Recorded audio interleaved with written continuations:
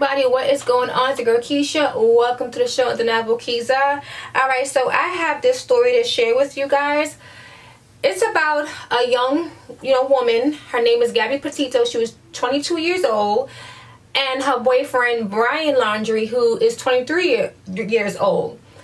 She's missing.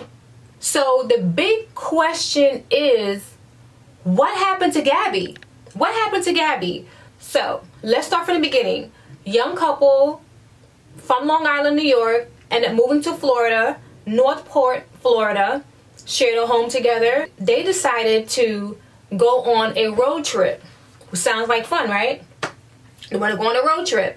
They left July 2nd to go on this road trip. And then somewhere around August 12th, they got into a heated argument. And it was so bad that bystanders intervened by calling 911.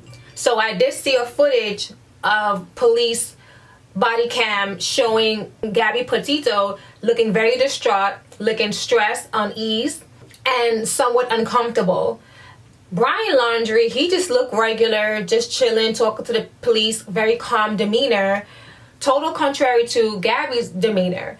She was crying. Again, she just looked very uneasy and very stressed.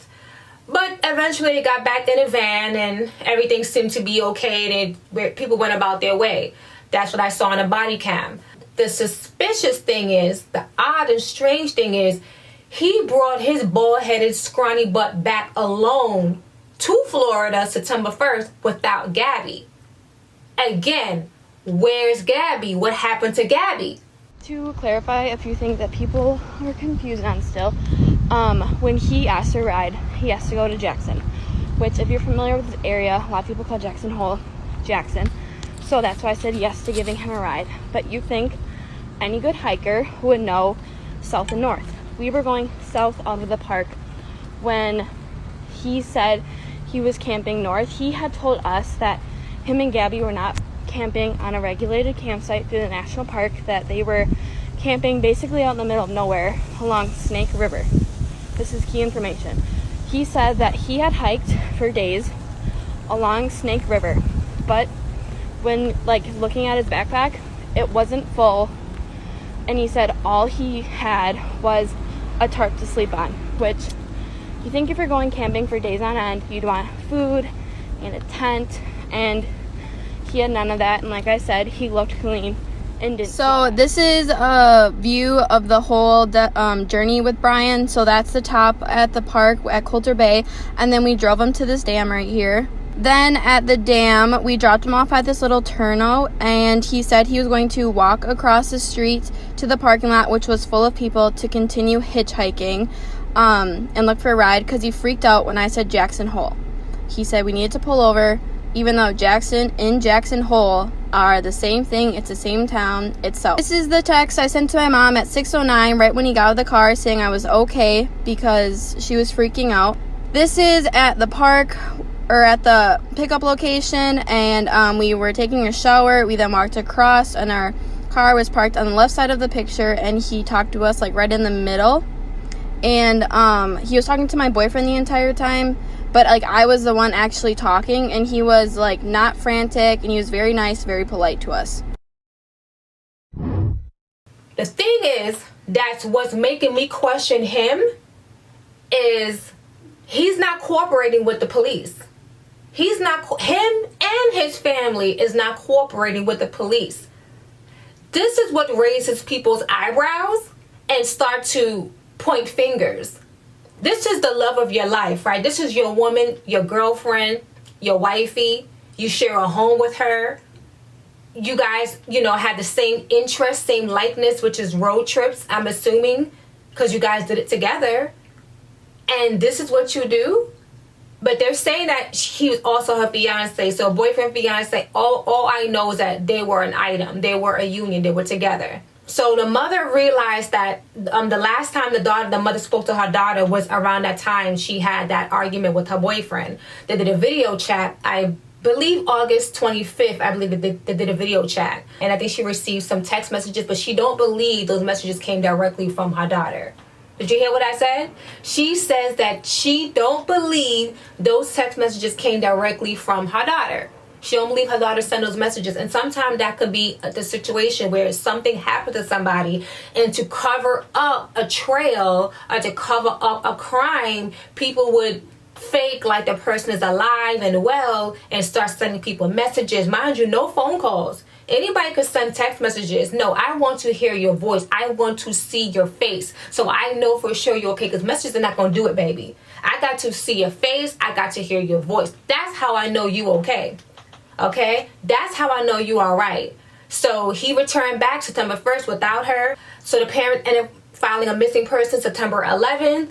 And they've been since then, they've been reaching out to the family. They've been reaching out to Brian, reaching out to the Laundrie family, and no one's cooperating. The mother of Gabby Petito has been reaching out to his mother and reaching out to Brian's mother, and she's not. I'm talking about nobody is cooperating, and this is very, very suspicious, very odd. My thing is, if you care about this woman and if you feel like your son is innocent, why don't you cooperate? If you really have love for this girl, don't you think you owe her? Don't you think you owe the family to cooperate? And sometimes people, let me tell you guys something. Sometimes parents know something is off with their child. Sometimes parents know when their child has done wrong. But because that's my daughter, that's my son, I'm going to do whatever it takes to protect my child. No. I used to feel like, okay, well, my child does wrong. I'm going to stand by my child's side. That's my child. No one's going to do nothing to my child. But if your child has done something evil and sinister and diabolical, why would you sit there and protect your child? You do the crime, you do the time. I'm not saying that he's guilty, but even police, they described him as a person of interest September 14th.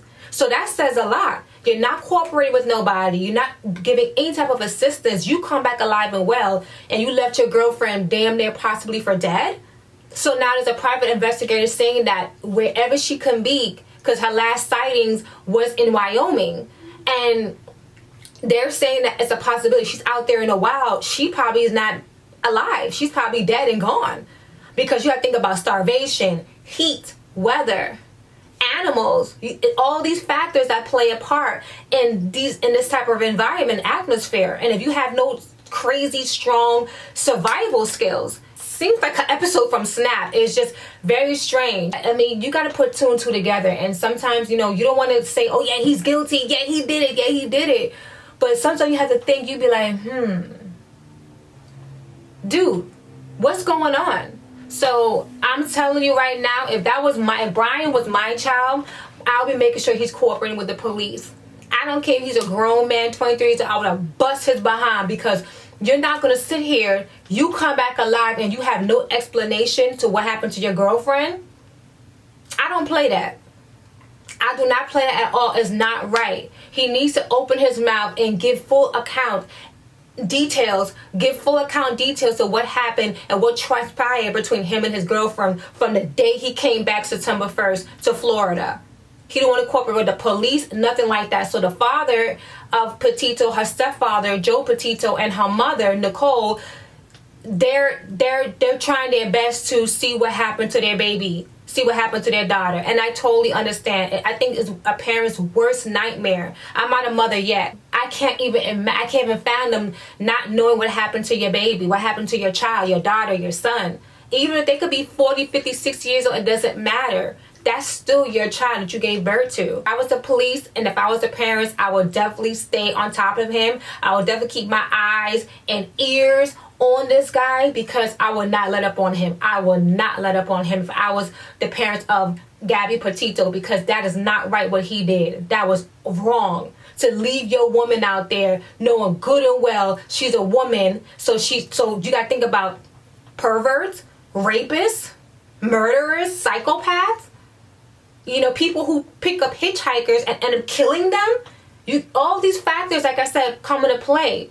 All these things that could contribute to your girlfriend's death and disappearance. So like I said, I really truly hope the police in Wyoming, they continue their search. In Florida, the police stay on his ass and don't let up. I just really hope that the family, can get closure. Do you think Gabby is dead? Or do you think that she's kicking ass, surviving, and doing the best she can to stay alive?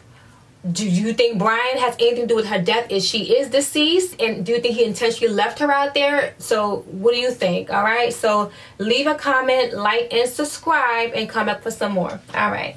Bye.